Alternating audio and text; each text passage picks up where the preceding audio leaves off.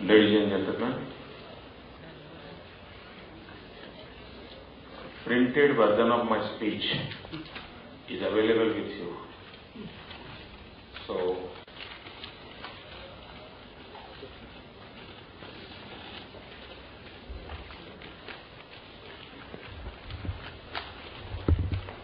this is a unique initiative, and Gujarat is celebrating Golden Jubilee year. At the same time,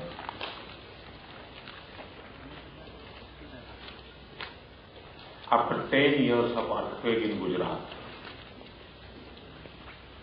this is the time to look back, learn something, and go ahead.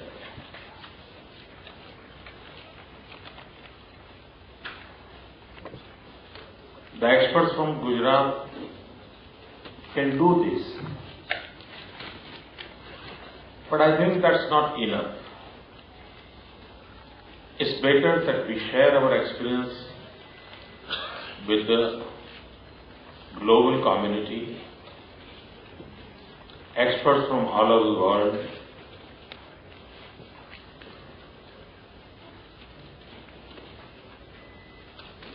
state governments, concerned departments, and if we can come to the conclusion and we can chalk out our future guideline, I'm sure it will be the win-win situation for the both. And that's why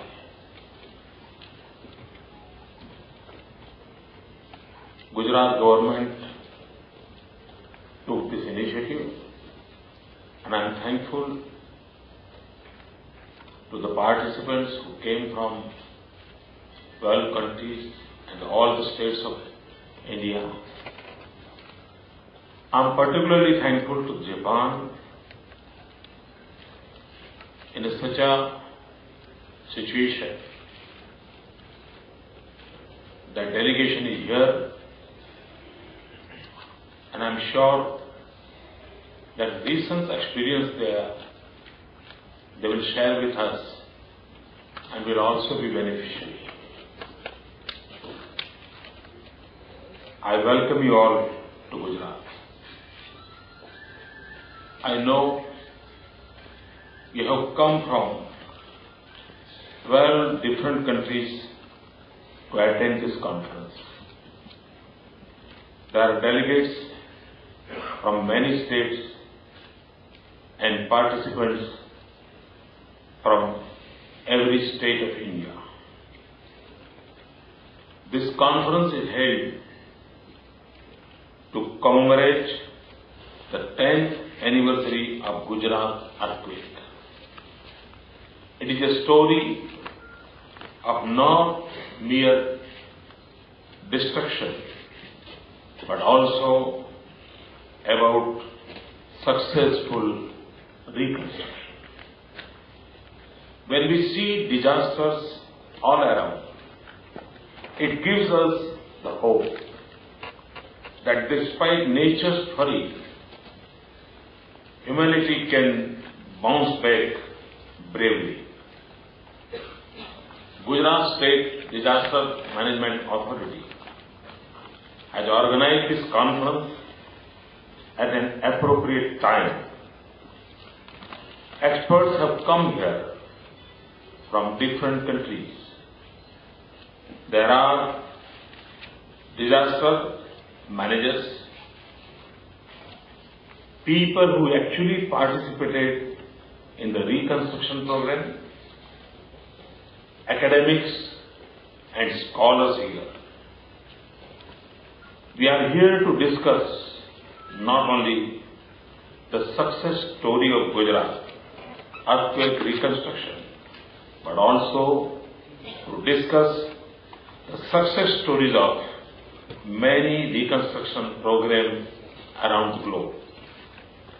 At the same time, we are here to discuss the limitations and problems and to find out solutions for that. This is why we named this conference Post-Earthquake Reconstruction. Lessons learned and a way forward. Ability to learn is inbuilt in all living beings. There is also a saying that nothing teaches better than one's own mistakes. We are here to learn from each other so that we can create a better disaster management system in our countries. Gujarat earthquake reconstruction is one of the most comprehensive reconstruction program undertaken in this country.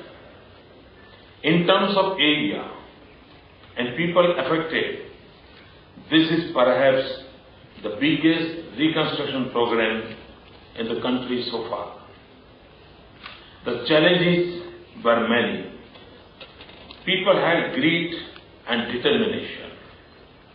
They were supported by the government and other stakeholders to build back better.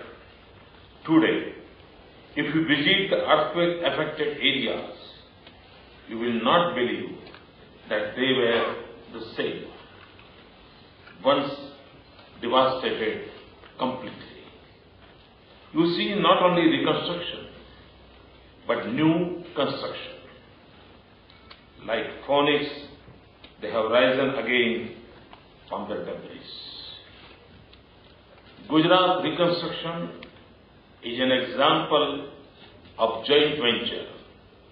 This is a joint venture or a partnership between the state government and the people. Community participation was the cornerstone of this program. We trusted people and gave them money to rebuild. We trusted people and gave them money to repair the schoolrooms. They did it, not betray us. Their commitment matched our commitment. I think this is one of the take-home message from our reconstruction program. Mutual trust and commitment during a period of crisis. I welcome once again all the delegates.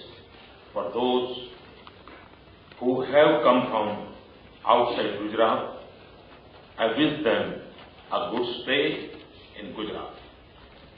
Please visit the earthquake-affected areas to see the transformation. Seeing is believing.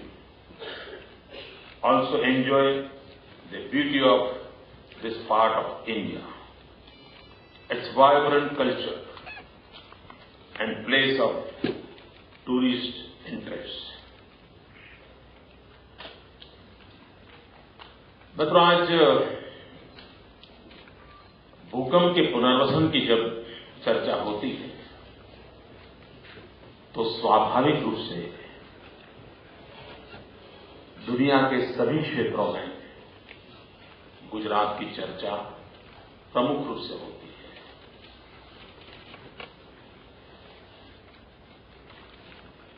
Financial world और academic world ने ये माना हुआ है कि कहीं पर भी ऐसे नेचुरल कैलेमिटी होती है, भयानक हादसे होते हैं, तो समृद्ध देशों को भी उन स्थितियों से बाहर आने में कम से कम 7 साल लगे, 7 years। और ये पिछले 50 साल का आकलन है। गुजरात पहला राज्य ऐसा बना 2001 के भयानक आपदा के बाद 3 साल के भीतर within 3 years we came out from this disaster. ये अपने आप में एक यूनिक घटना है और तब जाकर के दुनिया का ध्यान जाता है कैसे हुआ,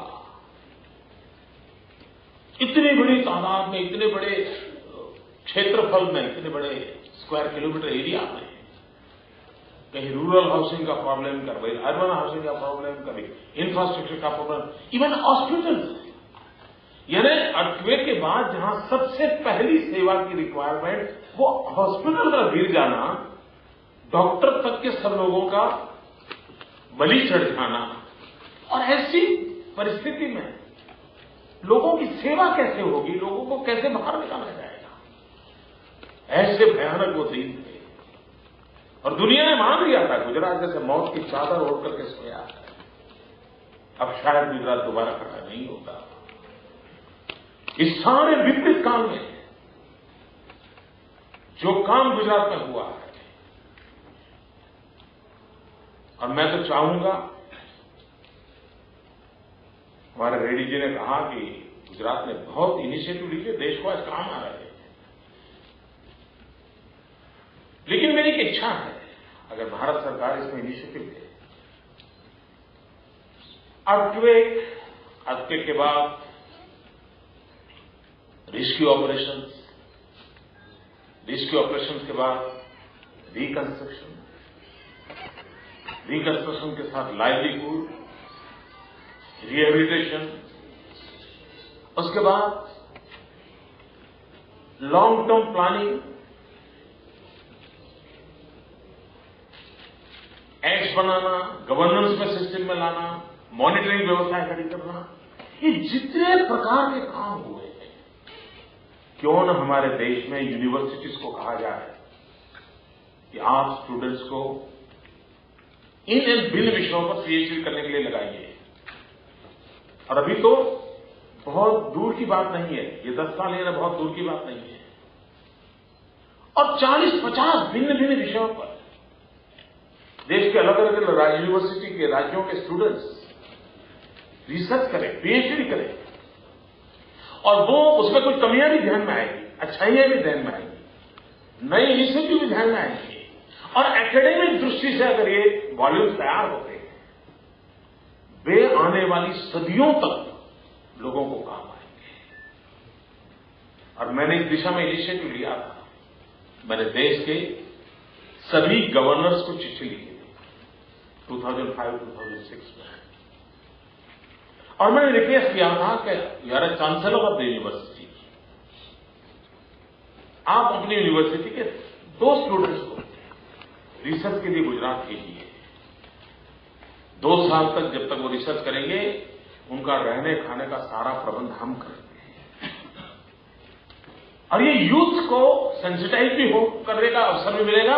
एट द सेम टाइम हमारा कितना ही अच्छा हुआ होगा, फिर भी उसमें से भी सीखने के लिए बहुत संभावनाएं पड़ी रहती है जो दुनिया को काम आएगी।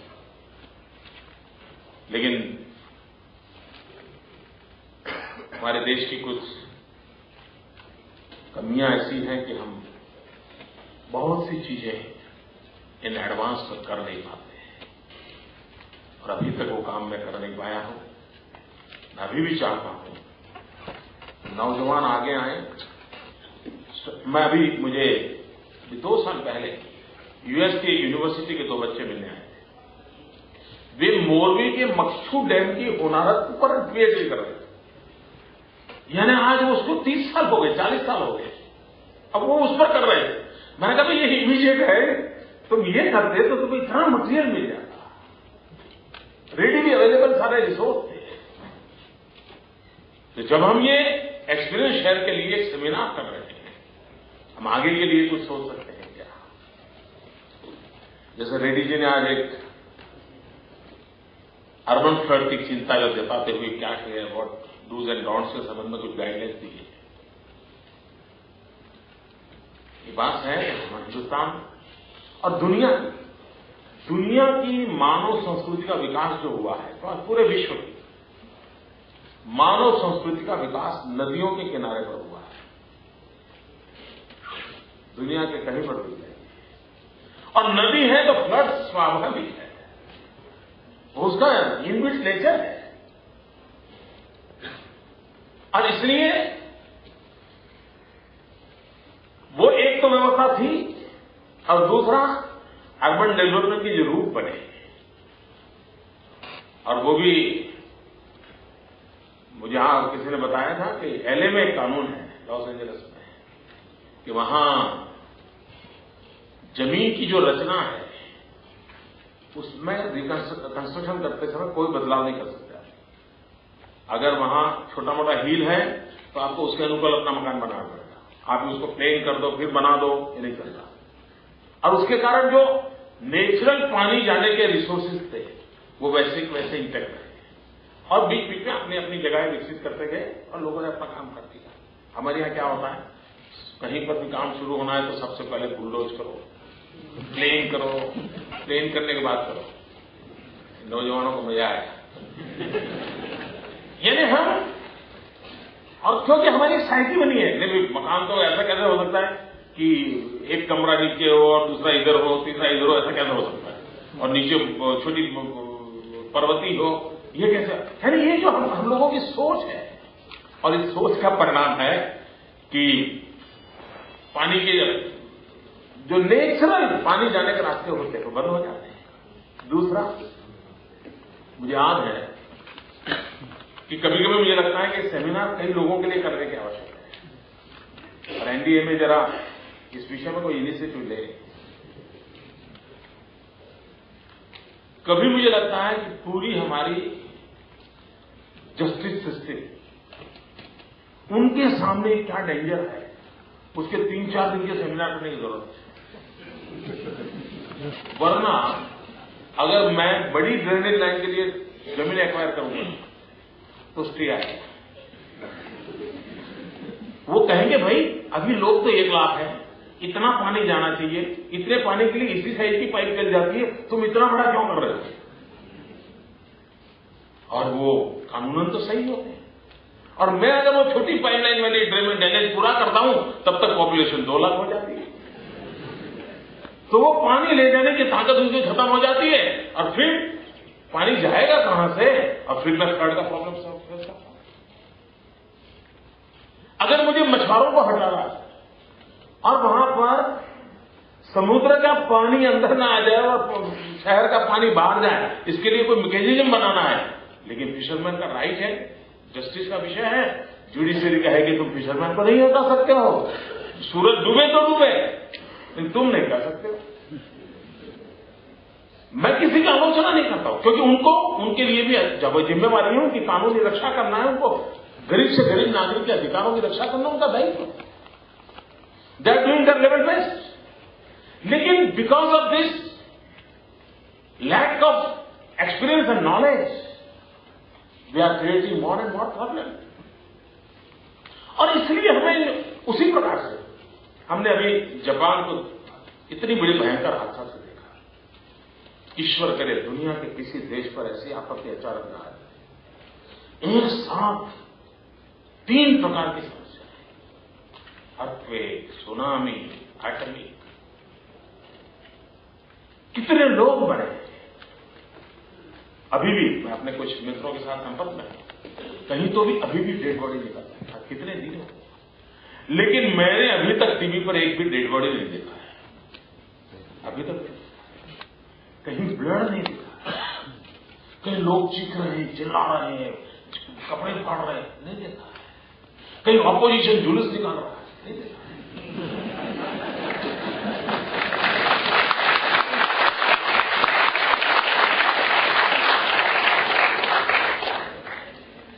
स्टेट गवर्नमेंट, सेंट्रल गवर्नमेंट झगड़ा नहीं कर रही, सब मिलकर के ये आपत्ति है। उस समय हमारा व्यवहार क्या होगा, हम किस भाषा में बोलेंगे, हम दर्द के साथ, संवेदनाओं के साथ कैसे काम करें। और इसके लिए हमारे यहां ट्रेनिंग अनिवार्य बन गई। अगर हम किसी का दोष नहीं है, क्योंकि मालूम ही नहीं भाई कैसे करना, मुझे मालूम ही नहीं। मुझे याद है मैं कंधार में हमारा विमान है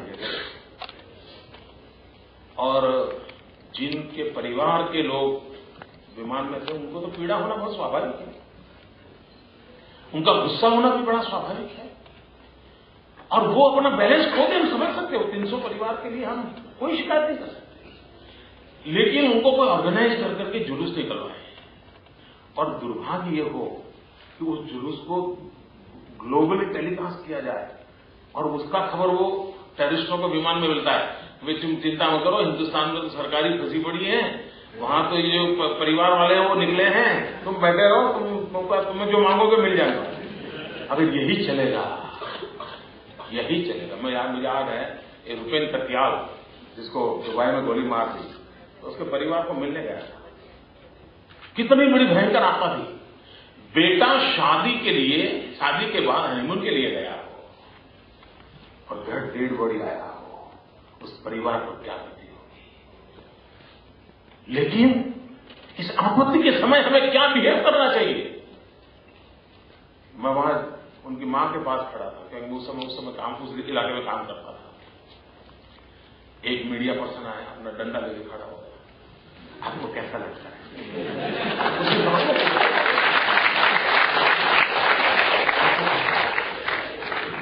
और जब मैं मिस्टर मुर्डॉक को मिला, मैंने कहा मुझे एक मेरे दर्द आपसे शेयर करना।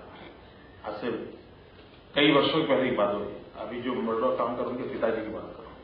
मैंने उसे कहा ये क्या हो रहा है, हम देश को कहां ले जा रहे हैं? आपत्ति के समय एक समाज के रूप में हम कैसे करें? मुझे याद है जिस समय श्रीनगर में भूकंप आया, पीएमओ से हमारे यहां फोन आया, मोदी जी इतना बड़ा संकट है, आप क्या कर सकते हैं? भूकंप आया था मॉर्निंग में श्रीनगर में, कश्मीर की उस वैली में। हमें 5 बजे फोन आया, तो मेरे मन में पहला सवाल ये उठा कि मुझे इतना देर से याद क्यों किया। मेरे मन में ये विचार आया। फिर मैंने इंक्वायरी की, तो कई राज्यों को फोन किए थे, लेकिन वहां से रिस्पांस नहीं मिला था।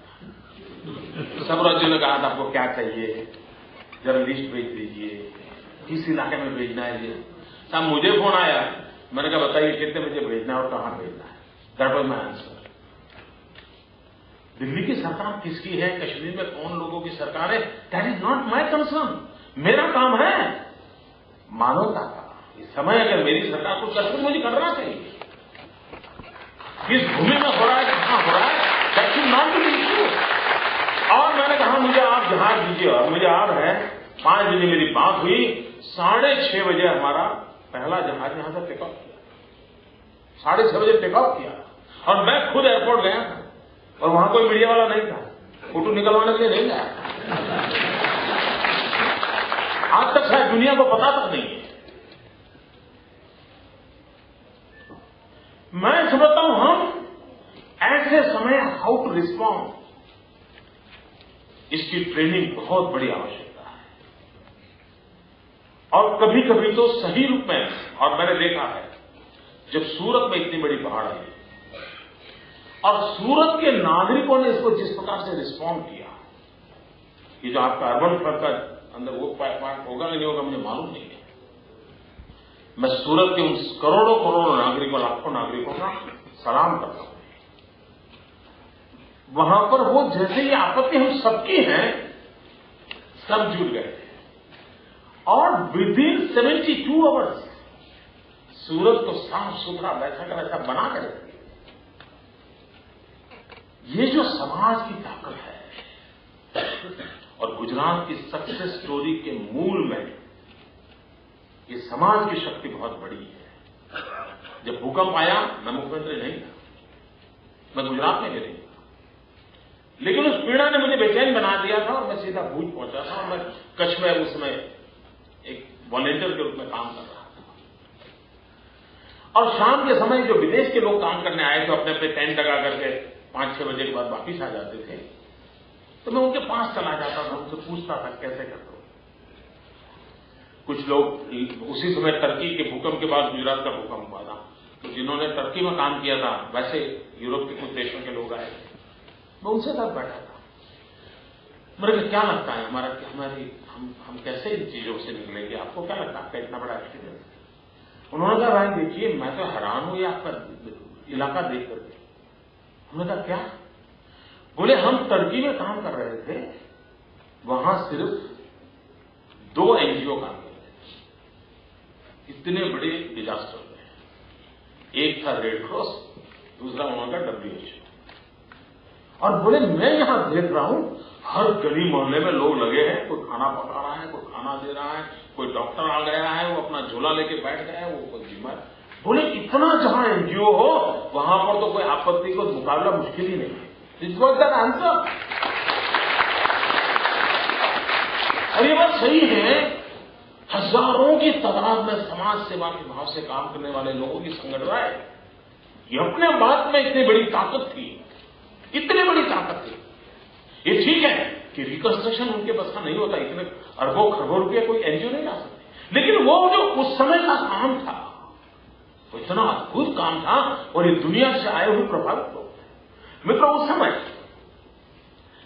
मीडिया को तो अपना अलग अलग खेल रहता है, तो उन्होंने उस समय ऐसा चलाया था कि इतने बड़े आपत्ति के बाद लोगों ने शॉक के कारण बड़ा मेंटल बैलेंस खोया होगा, वो शॉक की अवस्था में रहते होंगे और इसलिए उनको साइकोलॉजिकल ट्रीटमेंट की आवश्यकता रहेगी। अभी एक अंग्रेजी अखबार में आ गया तो फिर शुरू हो जाता है, यह करना पड़ेगा, क्योंकि वो भी एक बहुत बड़ी दुनिया है।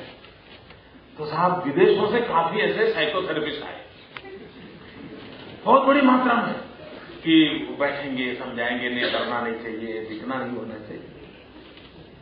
मैं उनको मिलने गया, मैंने उनसे पूछा बताइए भाई आप आए हैं क्या?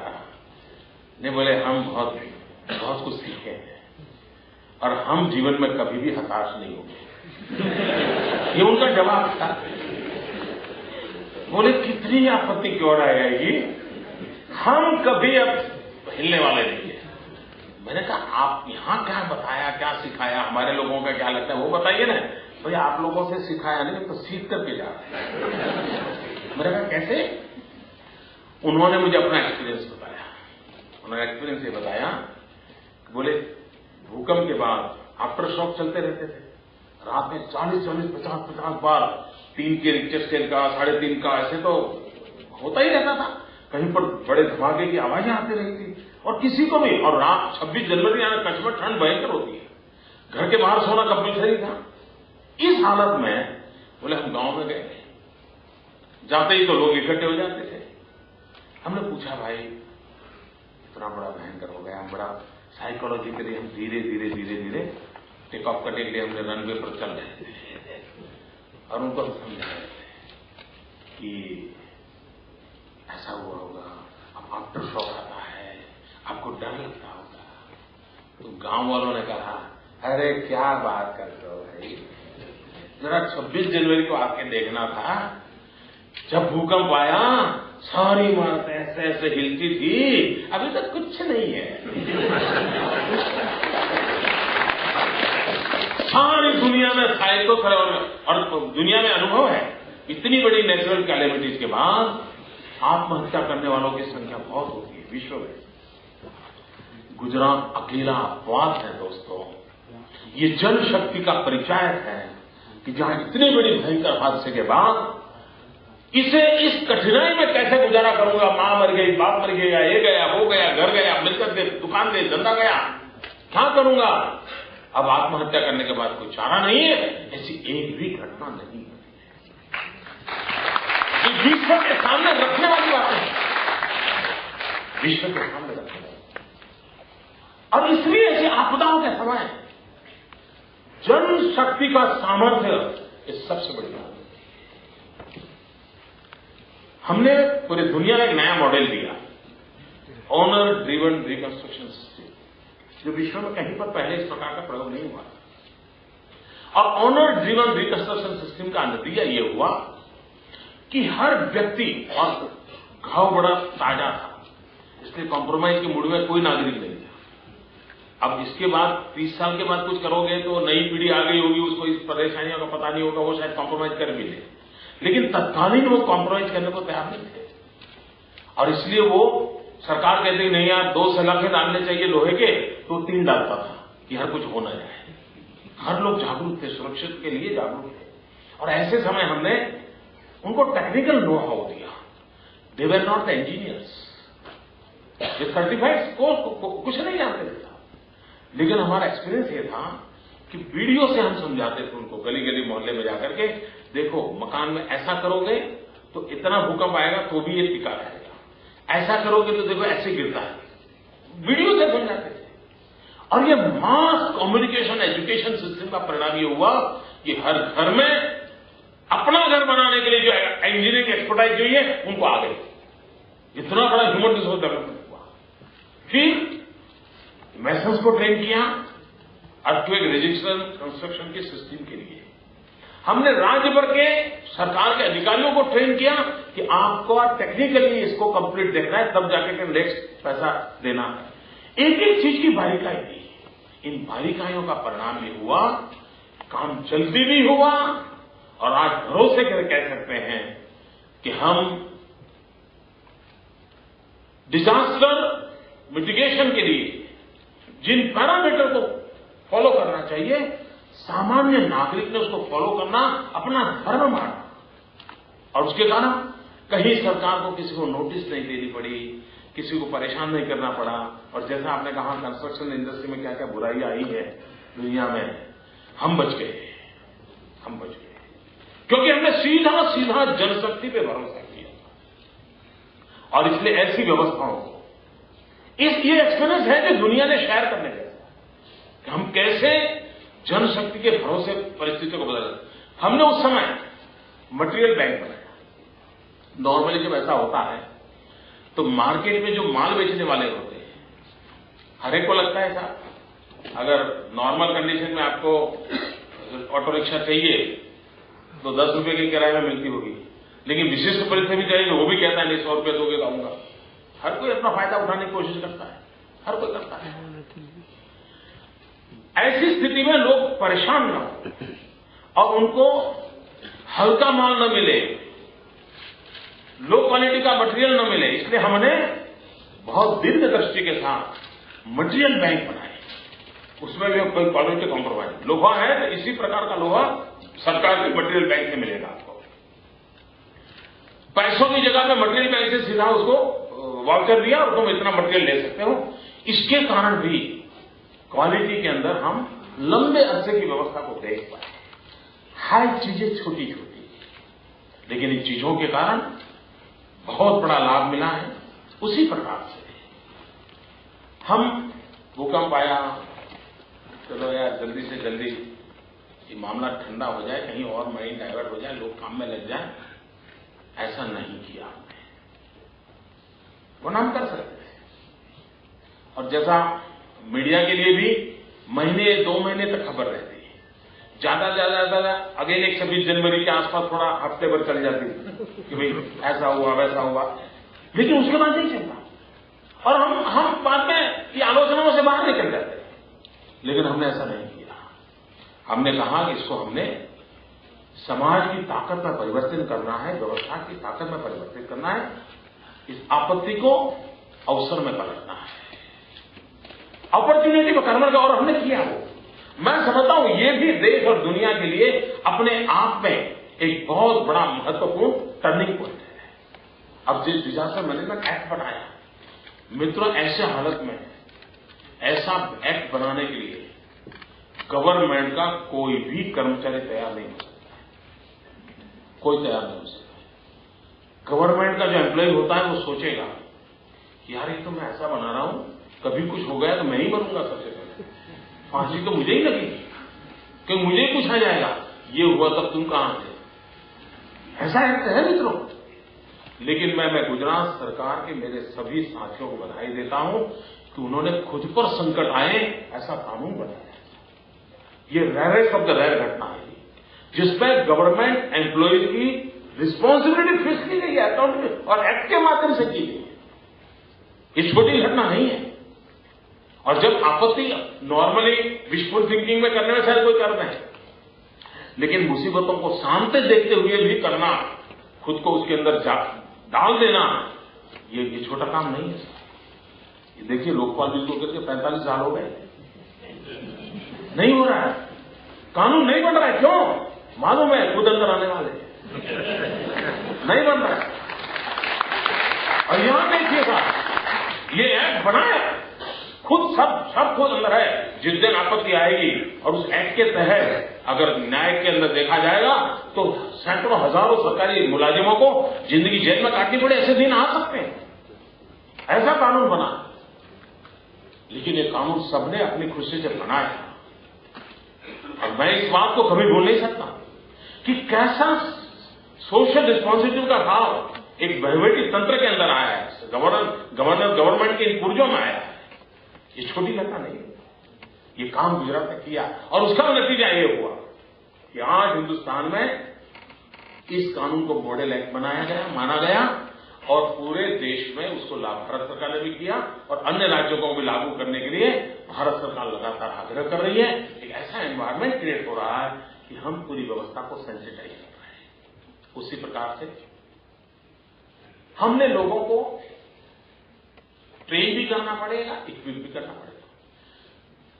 2001 के पहले भी गुजरात में सुनामी आई है, 2001 के पहले भी गुजरात में साइक्लोन आया है, 2001 के पहले भी गुजरात में भूकंप आए हैं, फ्लड आए हैं। ऐसा नहीं है कि कोई 2001 में ही ईश्वर को हम पर लूट गया। श्री कृष्ण की द्वारिका सुनामी में गई, सुनामी में डूबी है श्री कृष्ण की द्वारिका। अंजार का भूकंप सबको याद है। तो हमने मुसीबतें झेली थी, लेकिन हमने 2001 की मुसीबत के बाद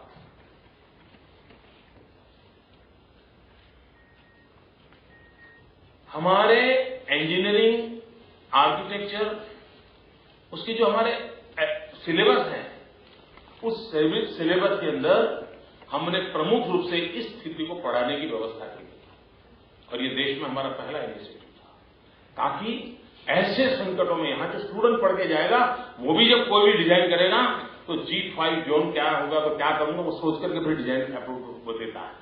और उसी में से गवर्नमेंट मुलाजिम बनेगा तो वो भी जब उसको प्लान अप्रूव करना होगा तो वो भी उसी पैरामीटर से देखेगा। तो ह्यूमन रिसोर्स डेवलपमेंट के लिए, और हमने इतना ही नहीं किया है, सेफ्टी के क्षेत्र में हमने स्कूल में सेफ्टी एजुकेशन एक बहुत बड़ा अभियान चलाया है, स्कूल सेफ्टी प्रोग्राम। उनको इक्विपमेंट दिए, उनको एजुकेट किया। नॉट ओनली दैट, इस प्रकार के जहां ज्यादा लोग इकट्ठे होते हैं इसमें किस किस प्रकार की व्यवस्थाएं होनी चाहिए, इसके कुछ नॉर्म्स तय किए। उन नॉर्म्स को फॉलो करने, गरीब देश है, मुसीबतें हैं, लेकिन हम उसमें हो सके उतना करें, वैसा हमने प्रयास चला। तो हम मुसीबतों से कैसे सीखे हैं उस पर हमने काम किया। उसी प्रकार से डेवलपमेंट बहुत बड़ा तेजी से हो रहा। अब गुजरात तो केमिकल इंडस्ट्री का बहुत बड़ा, यानी पूरा हिंदुस्तान को लीड करने वाला हमारा मुल्क बन गया है। और केमिकल डिजास्टर हो जाए तो क्या होगा वो सब अंदाज कर सकते हैं। तो हमने पूरा हैजार्डस एटलास तैयार करवाया, एक्सपर्ट से रिसर्च करवाया और हर एक के लिए हमने डूज एंड डोंट्स, और उनको भी हमने गाइड करने का प्रयास किया, उनको समझाया कि देखिए कि ऐसा हो सकता है।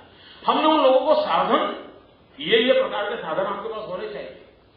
आफ्टर इस प्रकार के डेंजरस इंसिडेंट क्या क्या रिक्वायरमेंट होनी चाहिए, उसका काम किया। हम अर्बन डेवलपमेंट हो रहा था, तो अर्बन डेवलपमेंट के अंदर अब जब हम कलकत्ते के अंदर आग लगी बड़ा बाजार में, देश देखता ही रह गया। 4 दिन तक आग बुझ नहीं रही थी।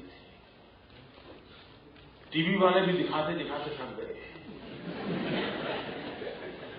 कितने दिन आग दिखाएंगे? 4 दिन तक आग, 4 दिन तक आग। और मुसीबत क्या, तो वहां पर कोई साधन नहीं पहुंच पाता था, पानी नहीं पहुंच पाता था, वहां पहुंचना मुश्किल था।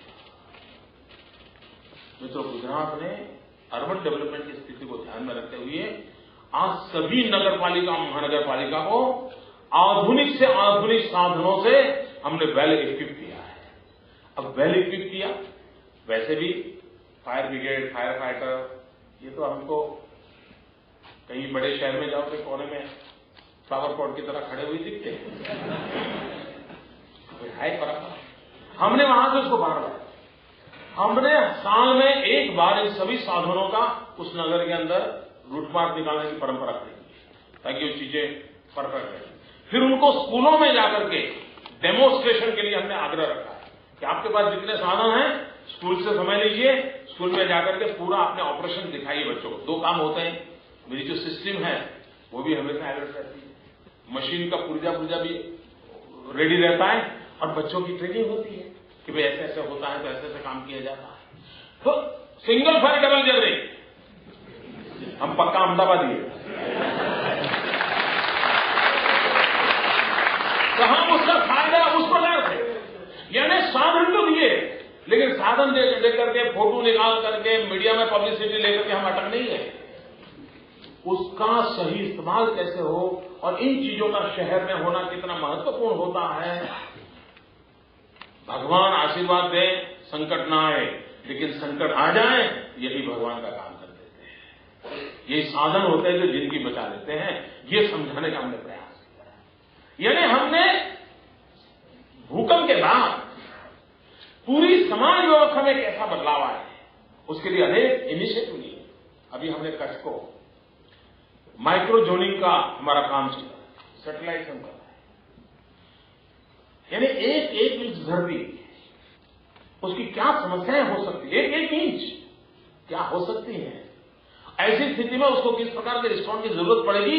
और पायलट प्रोजेक्ट के लिए हमने कच्छ को चुना हुआ है। ये जिस प्रकार जब मटेरियल तैयार होगा आने वाली सदियों तक लोगों को काम आने वाला है, तो उस पर हमने बल दिया है। गुजरात स्टेट है जिसने सैटेलाइट सिस्टम का सबसे बड़ा उपयोग किया है। जो आप चिंता करते थे कि अर्बन प्लानिंग के समय उसको कंट्रोल प्लान वगैरह सबका ज्ञान होना चाहिए वगैरह, you will be happy to know readily Gujarat एक राज्य ऐसा है कि जिसने वाटरशेड के लिए सैटेलाइट फोटोग्राफी करके गुजरात के 18,000 गांवों को, हर पंचायत को उसका मैप दिया है, हर शहर की हर गली को उसका मैप दिया है और सबको सीडी डिजिटल डॉक्यूमेंट दिया हुआ है कि ये आपके वाटरशेड की है। उसको ध्यान में रखते हुए रेन वाटर हार्वेस्टिंग में भी काम कर सकते हो और आपके डेवलपमेंट का प्लान ऐसे हो कि फ्यूचर कैलेमिटी को रोक दिया जाता है। In Gujarat it is already existing और उसी के कारण अभी हमें सैटेलाइट का उपयोग करने के कारण और स्पेस टेक्नोलॉजी के माध्यम से गुड गवर्नेंस, गुड इनिशिएटिव और प्रो पीपल पॉलिसी मेकिंग के लिए हम सैटेलाइट सिस्टम का कैसे उपयोग करते हैं। अभी हमें दुनिया का सबसे बड़ा इनाम गुजरात को मिला है। मित्रों, हम कोशिश कर रहे हैं, ये सब करने के बावजूद हम ये मानते हैं हमें अभी भी बहुत कुछ सीखना है। Still we have to learn more and more. हम सीखना चाहते हैं, जो सीखते हैं उसके अंदर आगे करना चाहते हैं। जैसे आपने इंश्योरेंस का कहा, ये बात सही है। गुजरात इज स्टेट, जब हमारे यहां अंजार में अंदर भूकंप हुआ, 400 बच्चे,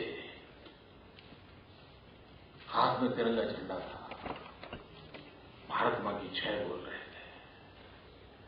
तिरंगे झंडे को वंदन करने के लिए अंजार की गलियों से गुजर रहे थे और उसी समय भूकंप आया। 400 के 400 बच्चे हाथ में तिरंगा झंडा रखते हुए मौत की चादर सो देता। किसी को भी हिला देने वाली घटना थी, दर्दनाक घटना थी। हम कैंडल जला करके बात पूरी कर सकते थे, जैसा आजकल चल रहा है देश में। एक नया युग शुरू हुआ है, कैंडल युग। हम भी 4 फूल चढ़ा करके आ जाते हैं। हमने ऐसा नहीं किया। हमने इन बच्चों की जिंदगी को देखते हुए स्कूल गोइंग सभी स्टूडेंट्स के लिए इंश्योरेंस स्कीम किया। और आज गुजरात में पढ़ने वाला कोई बच्चा ये ऊपर बैठे हैं वो भी, दोस्तों आपको मालूम नहीं होगा, आपका इंश्योरेंस मैंने निकाला हुआ है।